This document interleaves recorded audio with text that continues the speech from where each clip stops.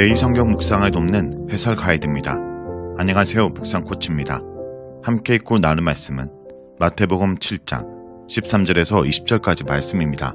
예수님은 제자들에게 좁은 문으로 들어가라고 말씀하십니다. 그 문은 협착해서 들어가기에 결코 순탄치 않지만 제자들을 생명으로 인도하는 문입니다.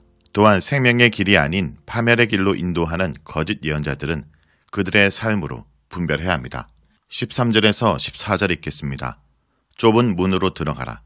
멸망으로 인도하는 문은 크고 그 길이 넓어 그리로 들어가는 자가 많고 생명으로 인도하는 문은 좁고 길이 협착하여 찾는 자가 적음이라. 13절에서 14절은 좁은 문으로 들어가라 말합니다.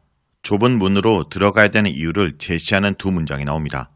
넓은 문을 통해 강활한 길로 가면 끝은 파멸이기 때문이고 좁은 문을 통해 험한 길로 가면 그 끝은 생명이기 때문입니다. 하늘나라에 들어가는 길은 순례의 길에 들어선 것을 의미합니다. 좁은 문으로 들어가면 험한 길이 나오는데 제자들이 겪는 어려움이나 환난이라 할 수 있습니다. 제자들은 하늘나라에 현재적으로 들어가 있으나 완성의 날까지 계속해서 걸어가야 하는데 그 문은 좁습니다. 제자들이 하늘 아버지의 뜻을 이루기 위해서는 삶의 방식에서 좁은 문과 험한 길을 선택해야 합니다. 이미 좁고 험한 곳에 들어가 순례의 길을 가는 사람은 끝까지 같은 방식의 삶을 살아야 하며 자신들의 규모가 작은 것으로 혼란스러울 필요가 없습니다. 제자들은 들어가는 사람들의 숫자를 보기보다 길의 끝을 볼 수 있어야 합니다. 15절에서 20절 읽겠습니다. 거짓 선지자들을 삼가라. 양의 옷을 입고 너에게 나오나 속에는 노락질하는 일이라. 그들의 열매로 그들을 알지니 가시나무에서 포도를 또는 엉겅퀴에서 무화과를 따겠느냐. 이와 같이 좋은 나무마다 아름다운 열매를 맺고 못된 나무가 나쁜 열매를 맺나니 좋은 나무가 나쁜 열매를 맺을 수 없고 못된 나무가 아름다운 열매를 맺을 수 없느니라. 아름다운 열매를 맺지 아니하는 나무마다 지켜 불에 던지느니라. 이러므로 그들의 열매로 그들을 알리라. 15절에서 20절은 거짓 선지자들을 분별하라고 말합니다. 거짓 선지자들의 정체를 분별하도록 경고하고 그들의 운명을 예고합니다. 첫째, 제자들은 거짓 선지자들을 분별해야 합니다.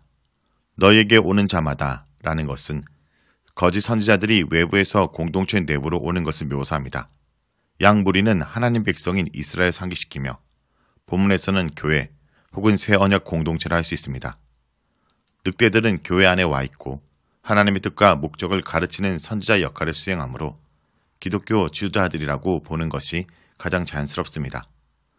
굶주린 늑대와 같은 이들이 양의 옷을 위장하기 때문에 이들의 정체를 분별하기가 쉽지 않습니다. 양으로 변장한 것은 해를 끼치지 않는 양의 특징을 이용한 것으로 이해할 수도 있습니다. 일반적으로 양은 늑대와 같은 맹수의 먹잇감이지 폭식자는 아니기 때문입니다.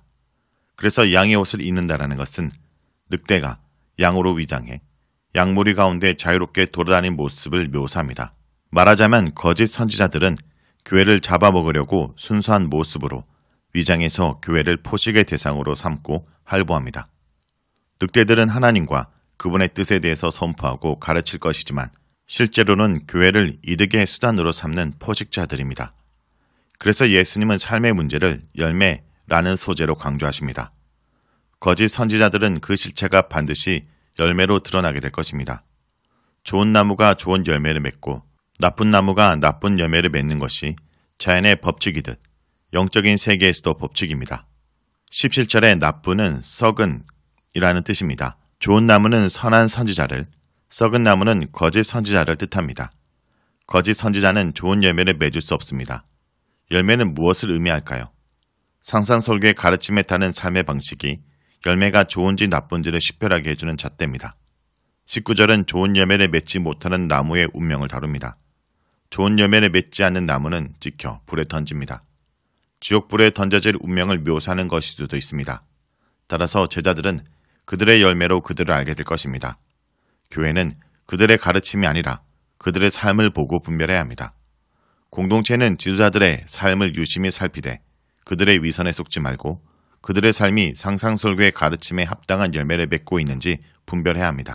특별히 1세기의 만렵에는 거짓 선지자들이 심각한 문제였습니다. 13절과 14절을 연결해서 이른다면 구약 성경의 거짓 선지자들과 마찬가지로 그들은 기독교 제자들의 좁은 길과 대조되는 더 쉬운 대안을 제안한 것 같습니다. 구약의 거짓 선지자들은 주로 포로기 직전에 등장해서 이스라엘 사람들의 길을 즐겁게 하는 이야기를 해주었습니다. 참 선지자들은 하나님의 임박한 진노와 심판을 이야기하면서 이스라엘이 회개하고 하나님께로 돌이킬 것을 가르쳤지만 거짓 선지자들은 하나님이 이스라엘을 심판하지 않을 것이라 가르쳤습니다. 아마도 기독교 선지자들은 예수님의 가르침을 따라 좁은 길을 걸어갈 것을 요구했지만 거짓 선지자들은 청중의 귀에 듣기 좋은 이야기를 한 것으로 보입니다. 그들의 가르침은 그럴듯하고 그들이 진정한 제자인 것처럼 보이게 해줄지는 모르지만 실제로 그들의 영향력은 파괴적이었습니다. 그래서 회중 가운데 잘못된 가르침을 주는 사람을 늑대로 표현한 것입니다. 이러한 잘못된 가르침은 그럴듯하기 때문에 검증되어야 될 필요가 있습니다. 여기에서 예수님은 교리적 검증이 아니라 윤리적 검증을 설명하고 있습니다. 그래서 그들의 열매로 그들을 알리라고 말합니다. 그러나 이 같은 말이 교리적인 것은 중요하지 않다라고 오해해서는 곤란합니다. 왜냐하면 이곳에서 예수님께서 말씀하시는 것이 교리와 상관없는 실천만을 말씀하고 있지 않음이 분명하기 때문입니다. 참다운 실천이 참다운 진리 위에 근거하고 있다는 것은 분명합니다. 열매라고 하는 것이 무엇인지는 구체적으로 설명되어 있지 않지만 그 이미지만은 분명합니다. 입술의 고백은 반드시 행함으로 증명되어야 한다는 것입니다. 이 이미지는 이사야 5장 1절에서 7절에 등장하는 하나님의 포도원의 나무 열매로부터 나온 것 같습니다. 입술의 고백이 행함으로 증명되어야 한다는 것은 야고보서 2장의 핵심 가르침 가운데 하나입니다. 기독교의 진리가 정말 진리이고 기독교인이 그 진리를 믿는다면 그 믿음이 행함으로 나타나지 않는 것이 오히려 이상한 일인 것입니다. 같은 이미지가 12장 33절에서 바리새인들에게도 적용됩니다. 이곳에서 이 말씀은 구체적으로 거짓 선지자들에게 연결되고 있지만 같은 원리가 그런 고백을 하는 어떠한 기독교인들에도 동일하게 적용될 수 있습니다. 고백하기는 쉽고 심지어 기독교인의 행위도 위조될 수 있지만 그 사람이 진정으로 누구인가 하는 것은 그가 살아가는 모습을 통해서 필연적으로 나타나게 되어 있습니다. 이곳에서 사용된 은유는 사람이 변할 수 있다는 것을 부인하는 정도까지 나아가서는 곤란합니다. 그러나 만일 이것이 진정성 있는 변화라면 그것은 급진적이고 반드시 새로운 종류의 사람으로 거듭나게 하는 변화이어야 합니다. 자, 여기까지가 마태복음 7장 13절에서 20절까지 말씀입니다. 오늘 말씀을 통해 우리는 무엇을 묵상하고 적용해야 할까요? 제자는 산상수훈의 가르침을 철저히 순종하는 좁은 길을 가야 합니다. 큰 문과 넓은 길은 수월해 보이고 매력적이어서 많은 사람들이 선택하여 가지만 제자들이 걸어야 할 좁은 길은 자기 십자가를 짊어지고 걷는 고난의 길입니다. 그러나 십자가의 좁은 길을 거치지 않고 부활의 생명을 얻을 수 있는 다른 길은 없습니다. 정신없이 걷고 뛰는 일을 잠시 멈추고 가던 길을 돌아보기 바랍니다. 나는 지금 어떤 길을 걷고 있습니까? 세상적으로 평안하고 넓은 길만 추구하고 있다면 지금 바로 말씀을 따라 좁은 길을 향해 걸어가길 간절히 기도드립니다.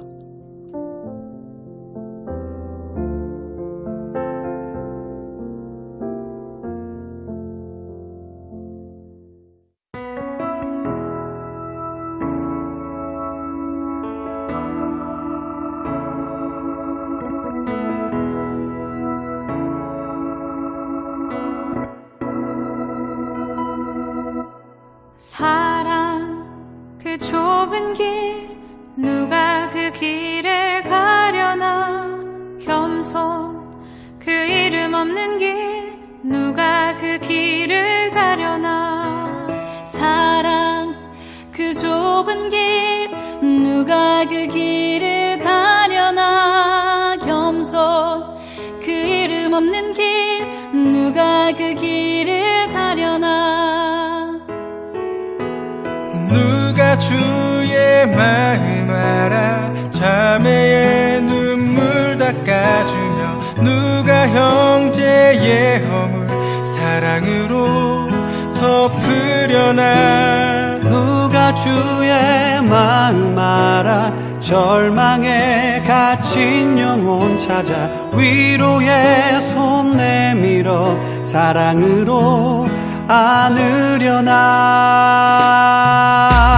사랑 그 좁은 길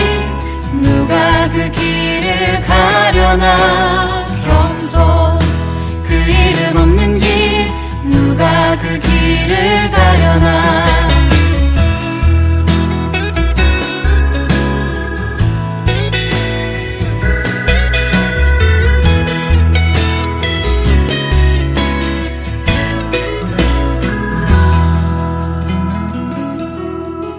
누가 주 영광 위에 스스로 낮아지며 세상의 자랑도 즐거이 포기하려나. 누가 주 영광 위에 내 자유를